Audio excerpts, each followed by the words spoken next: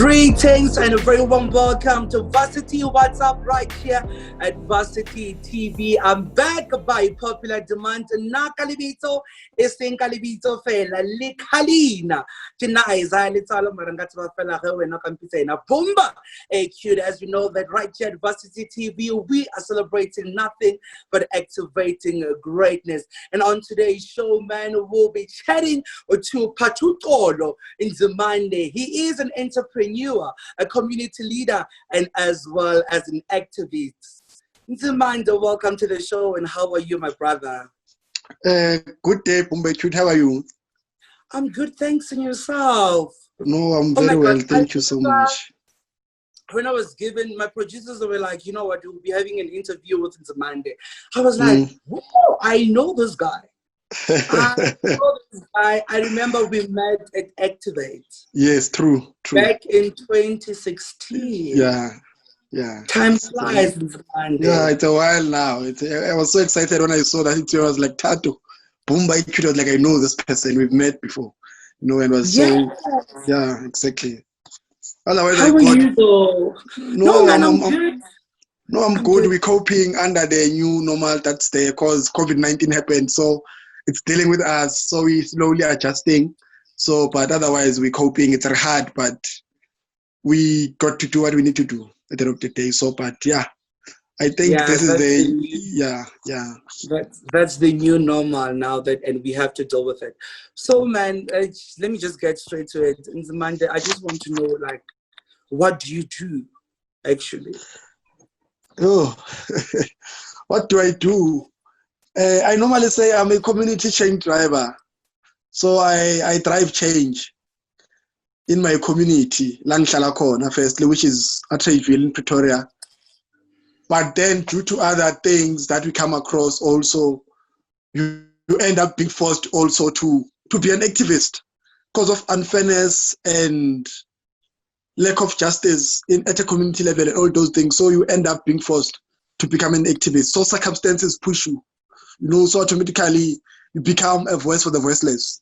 So, but what we do is that we empower young people, we drive change, community development, you name it all, be it GBV, all those things, that's what we do. So, but anything related to community building and community development and being an active citizen. So that's basically what we do. So it's broad corner course, but we're going to break down as time goes and I will share a bit of what we do and some of those things, yeah. But then with so much passion that you have for young people, do you think it's easy to be dealing with the problems that the community are facing? How do you juggle, how do you handle like most of the challenges that young people are also facing in the community? Oh, I think with time it gets easier because you are now used to problem-solving skills and how to address certain problems that young people come across in communities. But one thing I should say is that sometimes it gets too personal also because of it becomes automatically a problem. Your problem becomes my problem now because I'm a fellow young person. So automatically, sometimes you get attached to a case or to a situation in the community and you cannot say, this is just what I do or what. When you go to bed to sleep, it also comes back to your mind, which, you know what, there's someone going to tell Nzimande, I don't have food, and at that moment, there's still nothing you can do about it yet. But we are which, you know what, we need to do something to get intervention for this person. So with time, it gets better, but it's not easy. So I normally say, Mina, what we do, it's passion. You don't do it if you don't have the love for it. Because that's one thing about it, there's no money in it. So don't do it if you want money also. That's one thing I normally say to a lot of young people. That don't do it if you want money. Don't do it if you don't have a thick skin. Because believe you me, community work will drain you also. Because there's also opportunities at the same time. There's,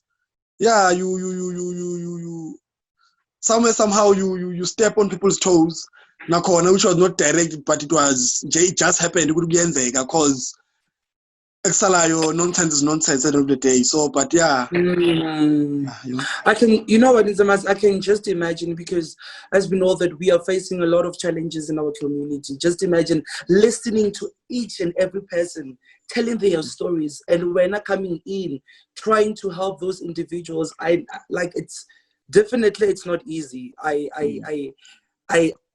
it's very difficult to put myself in your shoes, because So like you said, like, you get too attached, you be so emotional, because their problem, it becomes your problem as well in the mind. exactly. But then, do you feel like, is there any support structure that you get? Do you have a team of people that you work with, or you just do this individually? No, there is a team of structures that we work with. Also, there's a great colleagues that I have who are from Ep3 and also who are from other communities who are doing similar work that I'm doing in my township. So we support each other, we become there for each other, and we motivate each other, we push each other when there's that need for that push. And we get in those spaces and we debrief also, because I feel it's very important also to debrief as community leaders or community change drivers, because of it's very important to debrief and to also have time to yourself, because like I said, this automatically also becomes your issue. So which means at a later stage, if you don't take care of yourself, it will automatically affect you also mentally. You know, it will drain you also emotionally, and at some point you won't be able to cope.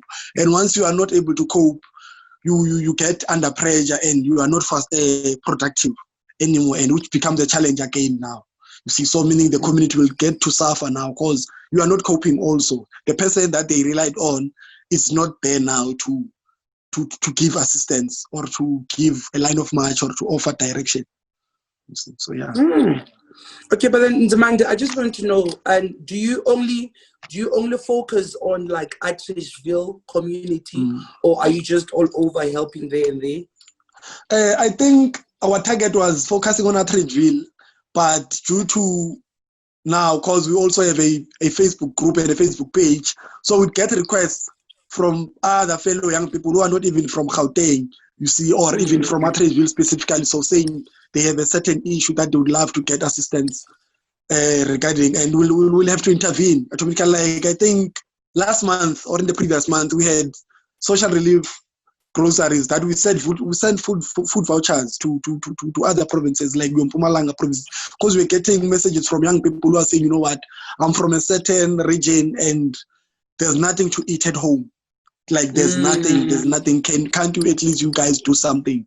Because at least we've been seeing that you guys are doing something, and we try make means and we get donations and we send food vouchers to those young people so that they can get something to eat. Because of realities that the demand is high, and realities that in other communities, the fact that there's Nzimande or there is SIP or there's Bumba Acute, it does not mean in another community there are those young people. There's communities where there's no young people who care about their communities. They just living because but they have no one to vent to if they have to vent something. That's why I need to. So I feel the role that we play tonight is very key. And so as I'm saying, so the demand is high, Tato. So I won't say the focus now it's only at Atteridgeville or Pretoria.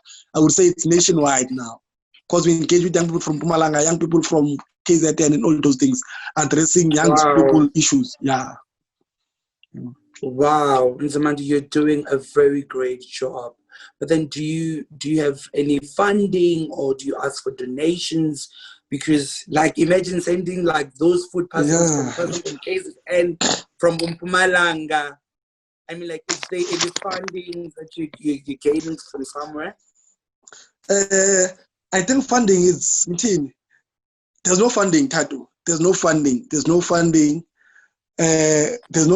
hard to get funding in SA. That's one thing about getting funding in SA. It's hard. We've tried to apply for funding, but we ended up now becoming innovative and making ways to try raise funds. So we request for donations, and ordinary community members and local businesses will donate funds, and friends and families and colleagues will donate what they have now and again, so that we're able to do what we do. Because at the end of the day, be it we have funding or we don't have funding, reality is that people are struggling out there and we need to do something about it.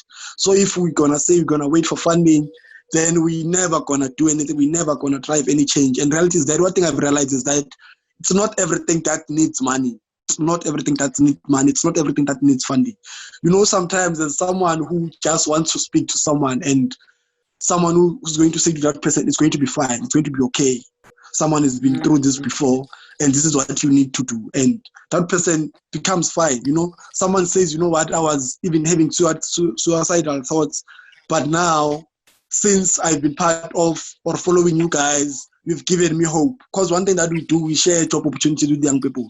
So, which we know it's very difficult for young people to get jobs now. But now what we do, we bring information closer to young people, especially in their platforms, on Facebook, on WhatsApp, on Twitter. That's where young people are. So it becomes much more easier for them also to know where to look for opportunities that are available, what to look out for, and all those things. So I think it would be great, yes, to get funding. It would really make what we do easier, but we won't stop doing what we do because there's no funding. Because we've seen the impact that what we do does in communities and in people's lives. Because you get people coming 6 months later and saying, and you even forgot about you, because sometimes you don't even remember these people. And they're like, you guys helped me, and you did this for me, or you gave me clothes, or you paid for my varsity fees, registration fee or something. And you see, so those are something, because sometimes what we do, even sometimes we don't even get money per se. Sometimes someone will say, no, I'm willing to pay for a registration fee, or I'm willing to take care of the school's needs, and all those things. So those are some of the things that we do. So we connect young people to opportunities, and also to people who want to assist, because there are people who want to assist, but they don't know where to start. You know, because there's also realities that as much as because as much as we want to give back and do whatever, there's also opportunists. There's also people who take advantage of other people. So now we just link people in need to set people who want to assist and give back in communities in any way. Yeah. I love the fact that you mentioned that it's not all about money. Exactly. You know, as long as you've got passion in what you do, obviously, in everything that you wish for, it will come to pass. And Nzimande, you're such a great leader. Nzimande, I love your work, because I wish that we can live in a society whereby young people can think as much as you do. I think we'll have a better country. As you know, that right now, like we are facing a lot of things. Young people are doing a lot of things. You know, I will be chatting about the gender-based violence later on the show. And of course, like Nzimande, I just want to know, as a leader, like, how does one become a leader? Can I just wake up today and be like, today I want to be a leader? How does one become a leader, Nzimande? I think it's possible, Tatu. I think one can be a leader, because believe you me, each and every individual, there's a space where he or she has an influence. Question is, what type of influencer are you in that space? You know, be it at school, be it go Krekeng, be it go high, be it in your football club, football team, be it in your social gatherings and all those things. We are all influencers. You know, there's people also on Facebook or Twitter, they are influencers, but what kind of influencers are they? How are they using it? You know, because I think that the one thing that we have done, we have also used social media to drive social change. So that's one influencing part that we have done. So I think everyone is capable of being a leader, Tatu. You know, it's capable of being a leader. I believe if there's willingness, you are able to become a leader, because there's a space that you influence. There's a space that you influence. Even in a relationship, you are able to influence umuntu wako to change the way he or she sees things. You see, so imagine now, if you have 2 friends or 3 friends and you speak about them, you're able to influence them. So question is, what type of influencer are you? What type of exactly? You see, because I believe that we all have the leadership trait in us, just that we choose what must dominate us. You know, and one thing I think that has been a challenge, and to most young people, is fear of the unknown. Because sometimes you meet a lot of young people that have been wanting to do this, but their challenge has been fear. How am I going to do this? Where do I start? And all those things, you know. And I feel good to me now. One thing, getting into community development, I started with what I have and what I had, you see, and it grows with time and all those things, with collaborations, and you grow, and also be willing to learn. I think that's one thing that's it. Be willing to learn, be willing to learn from mistakes, be willing to ask. You see, because we don't know everything. We don't know everything. Be willing to ask, do research, do something, but do not, because I think that's one thing that's killing us, Konamanje. We don't want to learn from the next person. Asifuna ukubuza indlela from abantu abaphambili and all those things. You see. Instead, what we do, we want to compete with each other as young people, and it becomes a challenge. It becomes a challenge because it deprives us of so many opportunities. Because when I said, imagine if ever we saw each other as collaborators. You are in the media space, I'm in the community development space, someone is in the business space and all those things. Imagine what we could do if we have to come together as exactly. Wow. Exactly. Because if I have 5 rand and you have 10 rand and someone has 20 rands, we make a difference with that. Definitely. But if but if you still say, I have this, I have this, and this is mine, this is yours, then it's going to be difficult to move the country forward or our communities forward as young people. But I believe that young people can be leaders and can change their communities and spaces if they have influence in. Wow. Nzimande, my leader. Like, I love the way you reason, because I feel like you have hope. You have hope in young people. You see the better. You see a better tomorrow in future. Exactly. I love the way you reason every single thing. You should be a president. Have you ever considered that being a president one day? No, I'm never going to be a president. I don't have a thick skin to be a president of this country. Not yet. Maybe in years later, but not for now. Issues that you're facing in people's community. Don't you think when you're killed one day, president? No, presidents, it's troublesome. Check what Ramaphosa has been going through now with lockdown. You do this, people do this, you do this, people still complain. Like now with the unbanning of alcohol. People have been saying, no, alcohol, and all those things. But you go back or you talk to a friend who works in a hospital environment or to a friend who works with the emergency department, he has a different view about the unbanning of alcohol. You understand? Yes, if you are a shipping owner or a tavern owner, your views will differ because it affects your business. I was talking to a friend. You get my point. So it's very challenging. It's not easy. Hence, I'm saying it's not an easy time now to lead in government, even in any structure. You see, same goes to communities also. Community structures, community organizations is the same issue. The issues of food parcels, didn't get. It gets frustrating. Get my point? Because I have there's these rumors that so and so took the food parcels to feed their own families. It's just the chaos.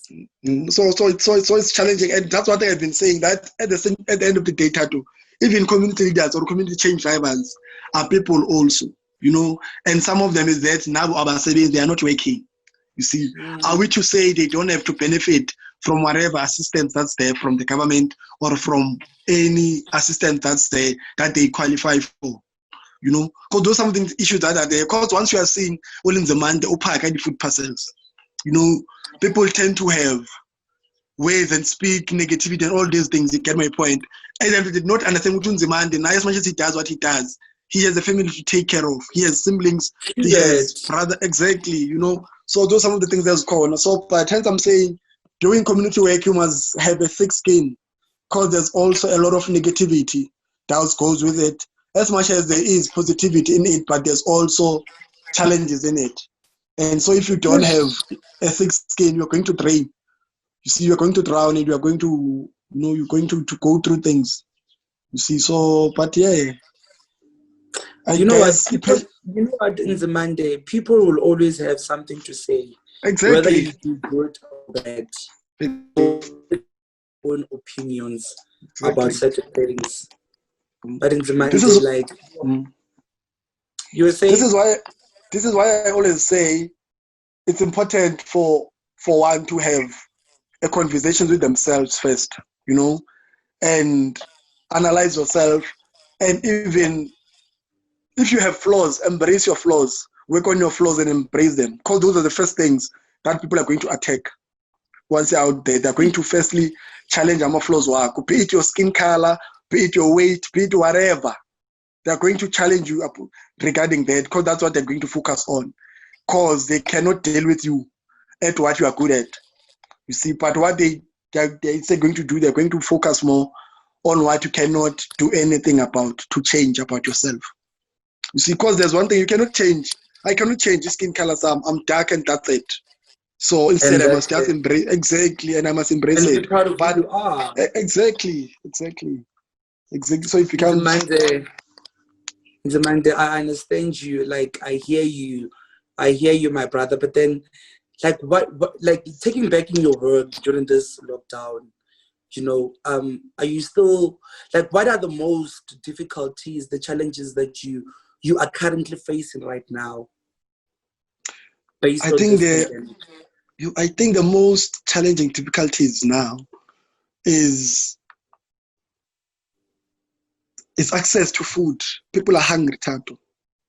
People are hungry. The demand for food is very high.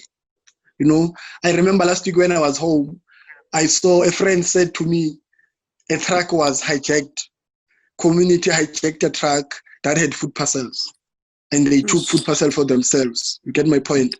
And so, due to that, there's anarchy in communities now. You see, there's anarchy now. So even food trucks that are coming to community to give food, they're no longer safe because there's anarchy now that's happening. People are taking food for themselves.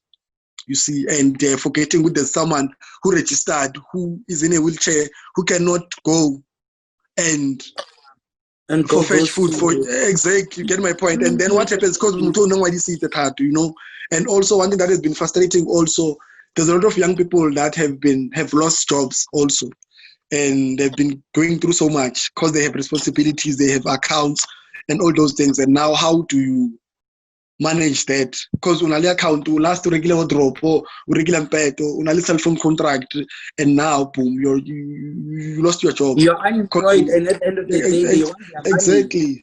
Exactly. At the end of the day, they want their money, and it's also not nice to get your things repossessed because you worked so hard for them.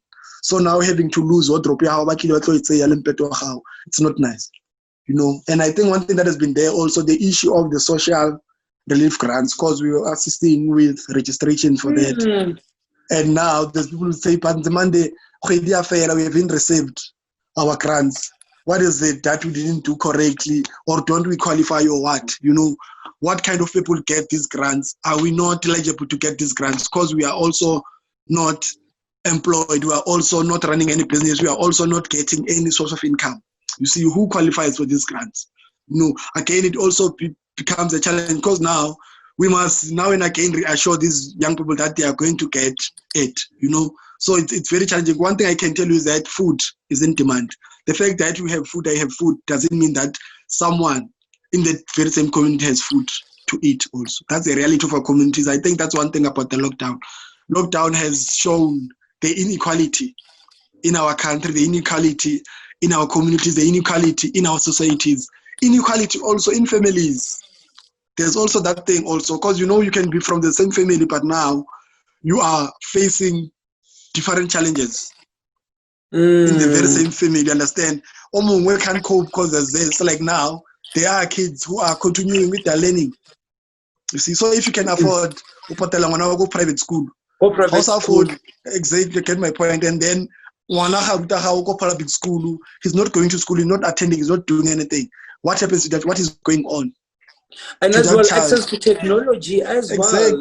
Exactly. Because this Zoom is a privilege. That's why Zoom is a privilege. It's a luxury, in fact.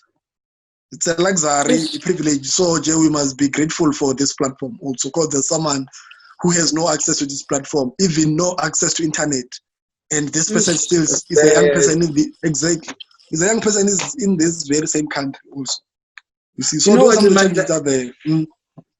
I just want to share my story as well. Like it's very sad because I was one person who depends on gig. I'm into this media as well, hosting events and looking up to now. There's no gigs, there's no more social gatherings.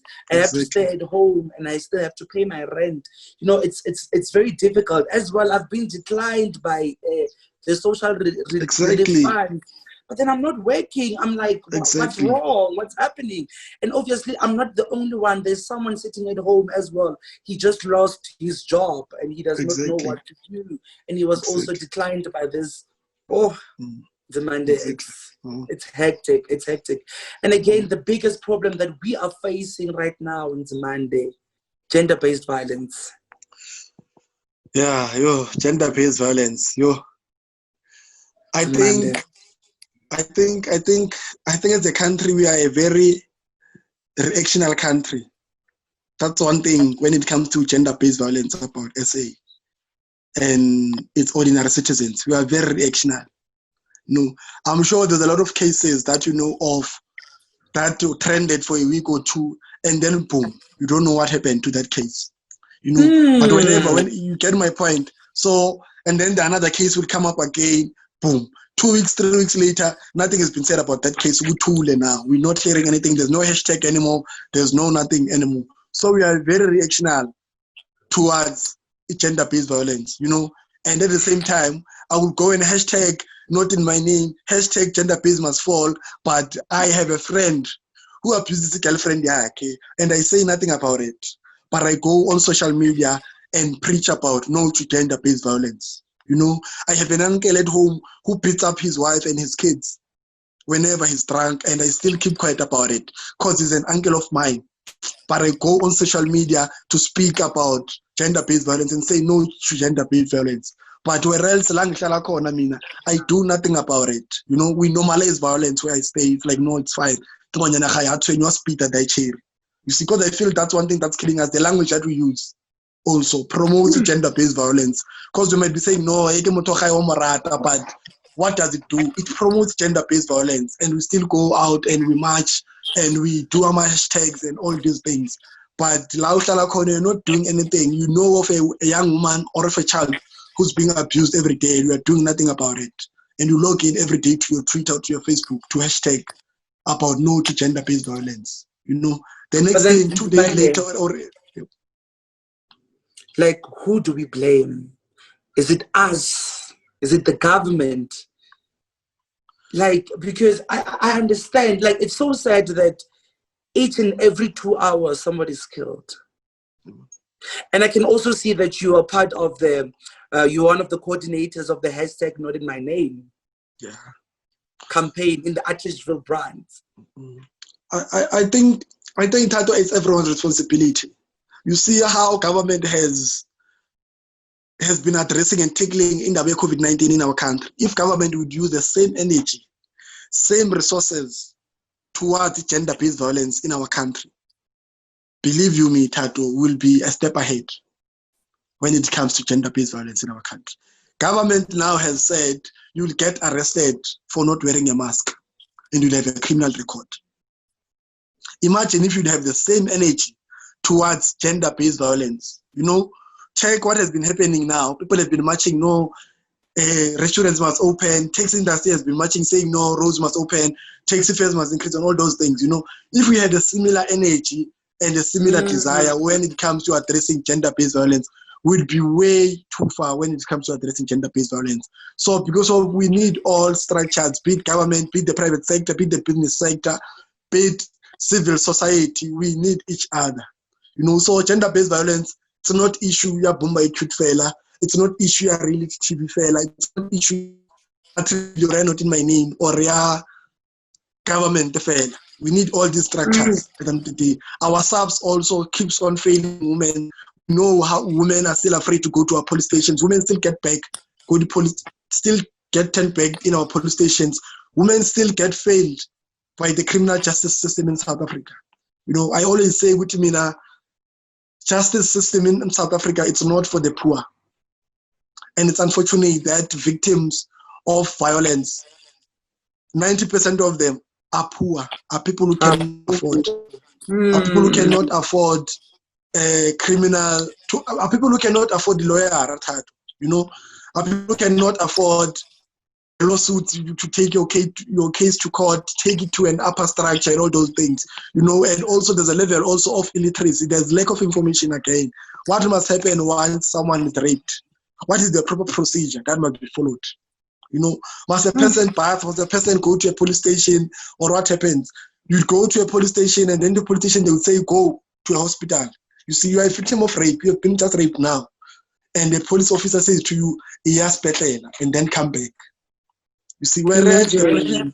you see my point. Whereas the pressure is that once you report to a police station, the police officer there must dispatch a buggy and take you to the nearest hospital so that you can go do the tests that are needed, and then so that they can do a proper procedure case, and then so that they have evidence. But the reality is that even if evidence is there, Tato, there's still no justice when it comes to GBV.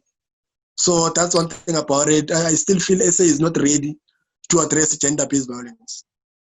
It's not ready. When you talk about that, Nzimande, when you talk about this gender-based violence, I become so emotional. And I love the fact, like, you mentioned that it doesn't, if ever you are poor, it means that you have no access for help. It's only for the advantaged people who are from the, who has money in the Exactly. But then what are we doing as a country? What are we doing as the citizens of this country? In Nzimande, do you think do you still have hope? Do you still have hope for the better tomorrow? I do have hope for the better tomorrow, Tato, because they are activists and there are movements and community organizations, some which we know, some which are unknown, that are working day in, day out to assist vulnerable community members, victims of gender-based violence. They are doing their best, level best, with the limited resources that they have at a ground level. So it would be unfair of me to say there's nothing that's happening. There is something that we're doing, but I think if more resources were to be diverted to such organizations and such structures where assistance is needed, then we will be a step ahead.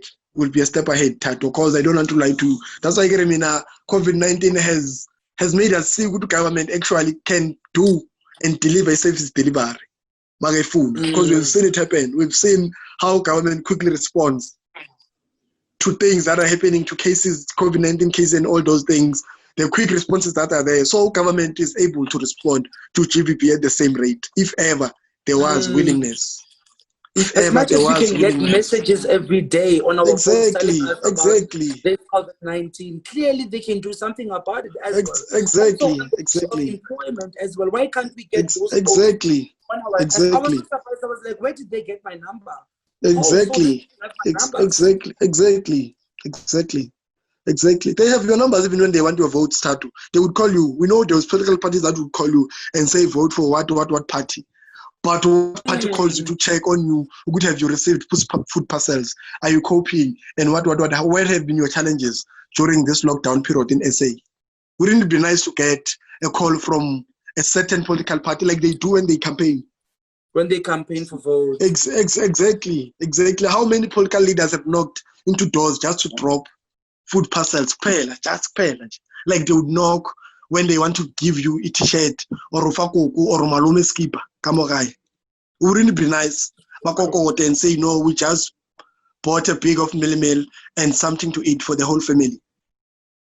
You see? So that's why I need to do some of the things in it is corner, and we need to fix that.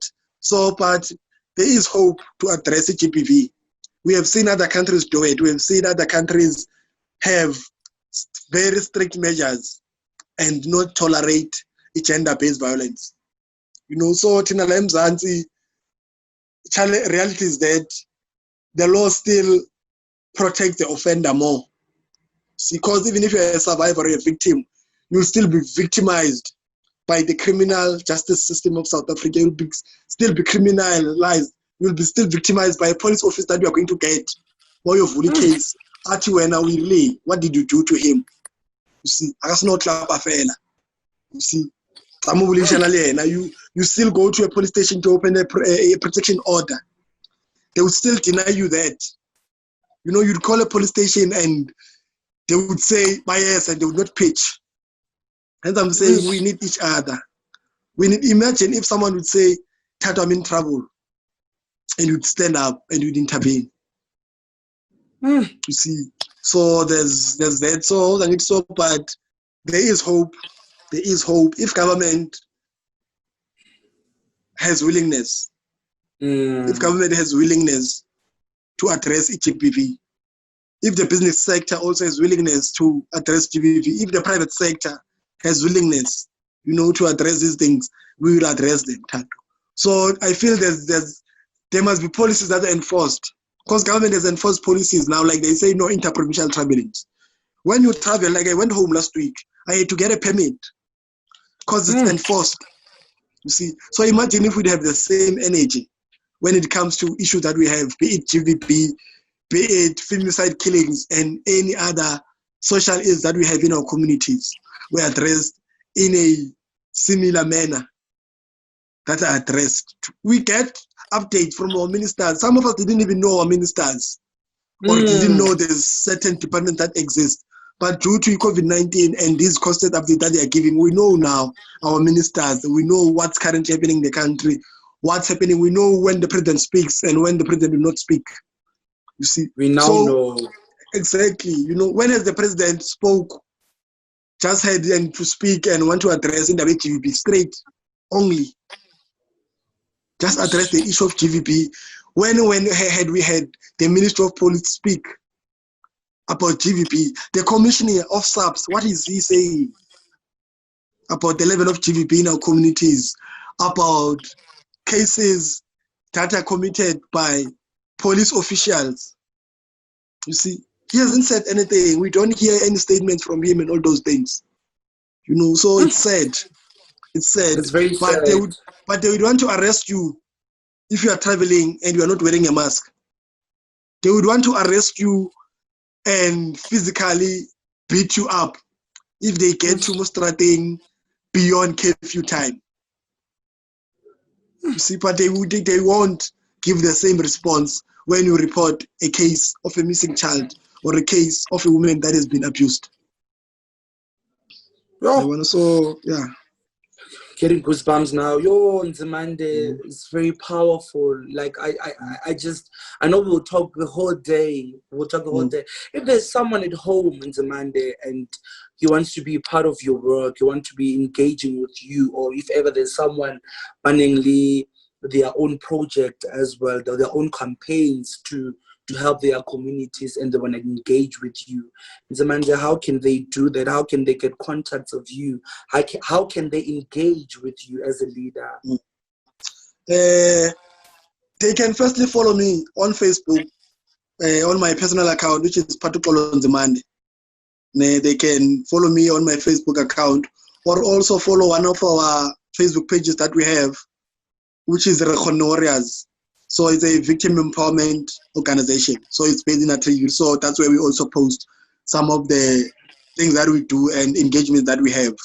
You see, and also there's also PHELI Youth Information Hub, which is affiliated to REKGONNE Foundation. So they can also join that group, and that's where we get to have more conversations of similar nature and engage with young people who want to start doing initiatives in their communities. Because if there's one thing that I've seen that makes impact is when we collaborate.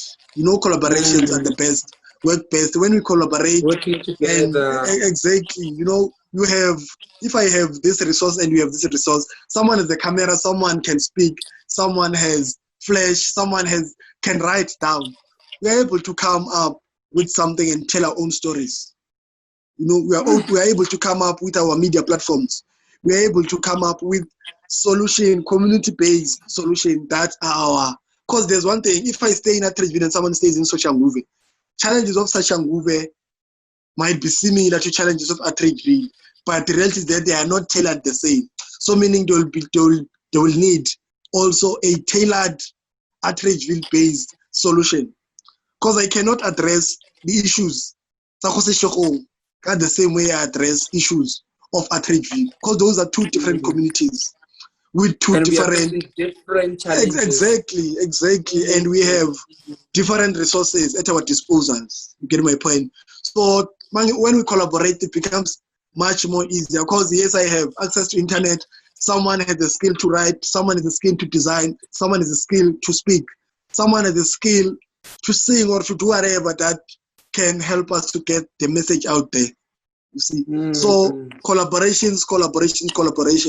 Hence, I was very honored and very grateful when Varsity TV contacted me and said we'd like to have an engagement with you, because I felt honored that at least what we do on what other fellow young people like myself do, will also get a platform to talk about what they do.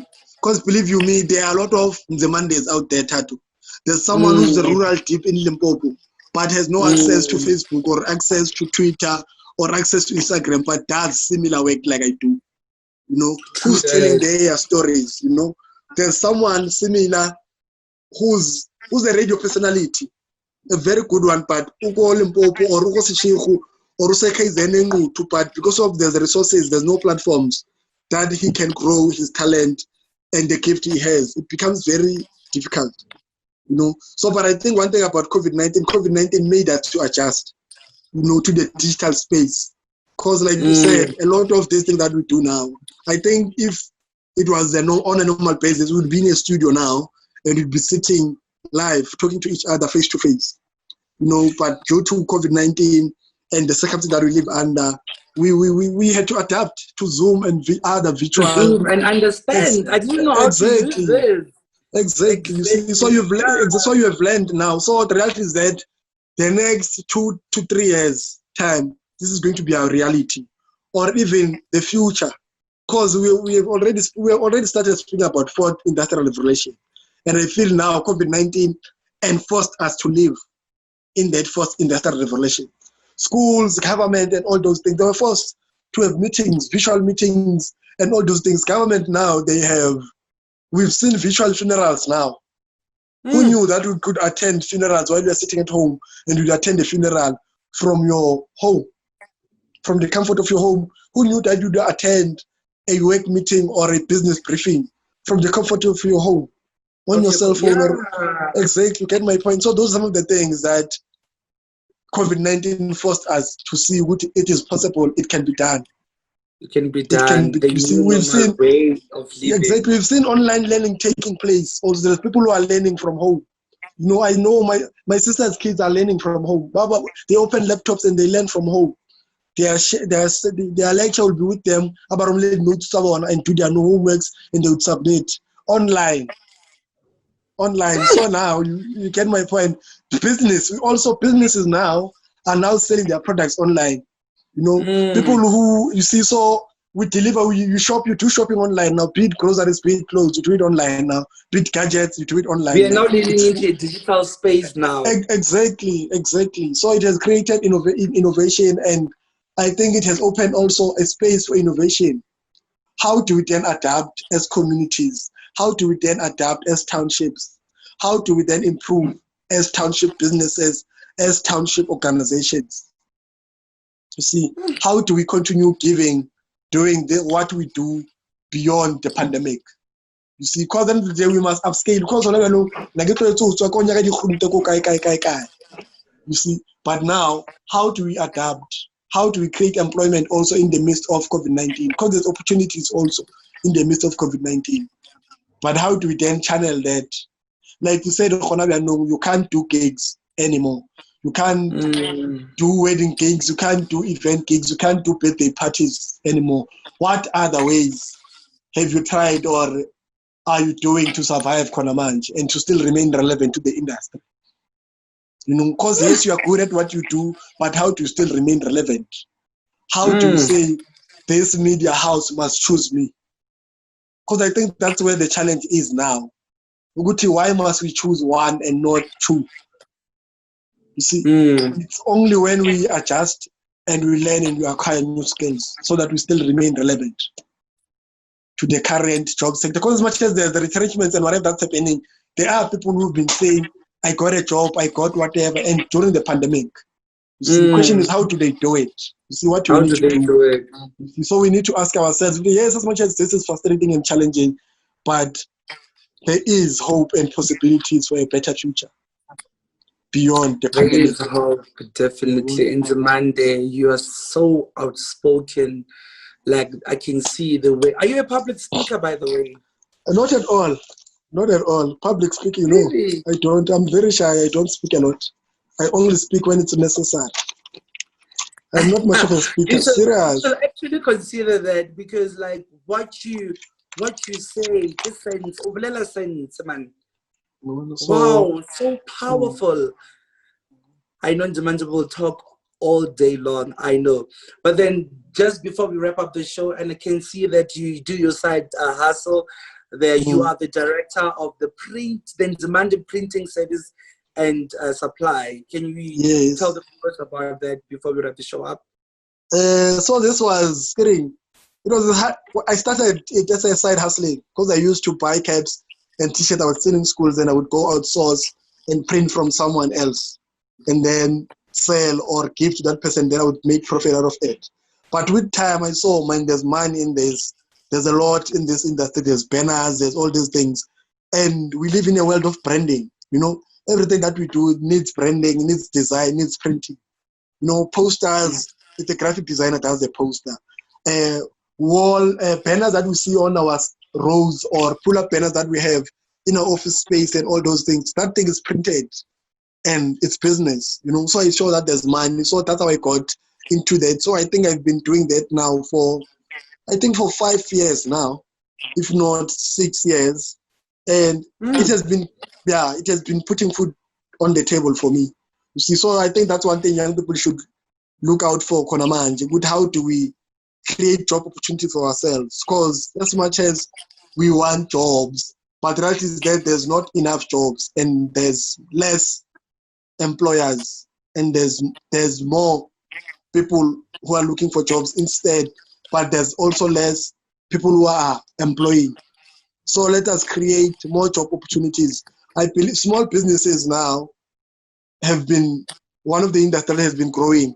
It's the one that has been giving jobs to ordinary South Africans.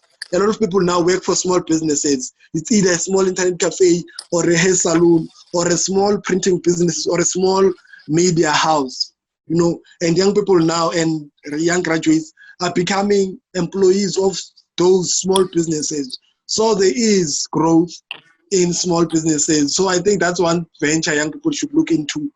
Uguti, how can the skill or how can what I studied for, make a living out of it, besides I getting a job from somewhere. There's private social workers, there's private psychologists, but how do you make it innovative? How do you make it catchy? Especially with the use of digital space now, because you can have Zoom lessons or Zoom sessions online now rather than having to have going out to seek a job on all those things. You can create employment for yourself. We just need to be collaborate and be innovative about the resources that we have and the skills that we have, and see if we can't make a living out of it now. Because I think if there's people that have been surviving the lockdown, is people that are they have their own side hustlings, be it a small business or they have side hustles that they do. It's either Regisa have a life. Regisa something. I always say Regisa something. Do something. Do something. Do something. We see young people who they are doing something. Don't just sit and say I'm waiting for today. Do something. Do something. Okay, we are running out of time. I know you can talk the whole day. But then, Nzimande, thank you so much. Thank you so much for your time. We, as Varsity TV, we just like to appreciate your effort for being with us today. Thank you. Thank you. Thank you so much. Definitely, people should follow you and engage with you, man. And what's your last message of hope, Nzimande? I would like to say thank you first to you, Bombay Cute, and the Reality TV. The message I would like to say to young people out there is that let us not lose hope. Instead, let us use this opportunity to learn, to adjust, and to learn new skills, because we have a lot of time now at our disposal. Because we're not going to school. What are we doing? There's a lot of free online courses, currently. There's a lot of courses that are taking place. There's a lot of certain similar sessions that are taking place now online. Do something, learn to do something. Let us do something, Tad. Let's just do something. Let's just do something, because it's possible, and let's make a difference. Thank you so much, Tatu. Thank you so much, Nzimande. And of course, man, that was Nzimande, man. And this is your boy Boomba, AQ'd right here at Varsity WhatsApp at Varsity TV. Till we meet again next time. Goodbye.